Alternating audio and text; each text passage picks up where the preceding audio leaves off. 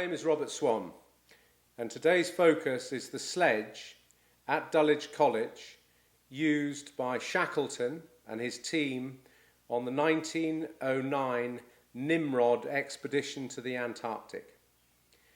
I am the first person in history to have walked to the South and North Poles, and we traced in 1985 Shackleton's route from the edge of the Antarctic to the South Geographic Pole.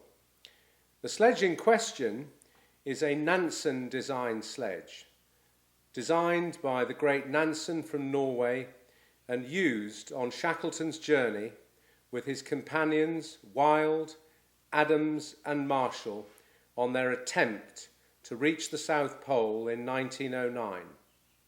The journey to the South Pole is a long way. It's 883 nautical miles, a 1,600-mile return trip.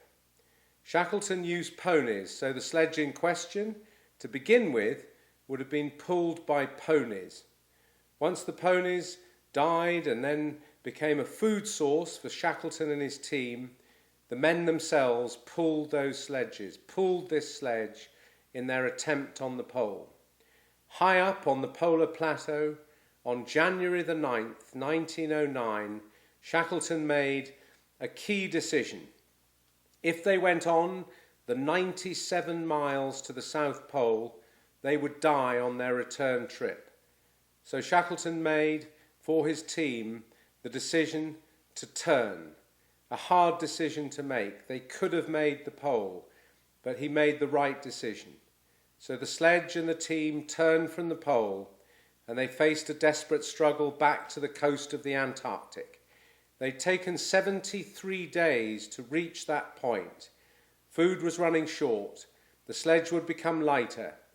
And in a desperate attempt to stay alive, they travelled fast.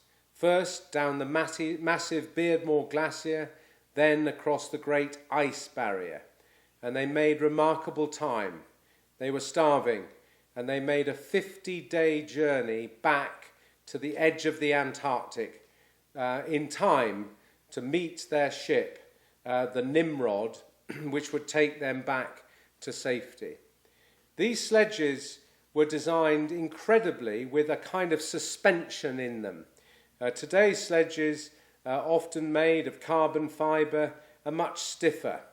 And these sleds actually are still used today in the Antarctic. They're still used, I know, in Norway and Greenland. So this was an incredible designed sledge, a sledge that, had it broken on that last 50 desperate days from the heart of the Antarctic to the edge of the Antarctic, these guys would surely have died.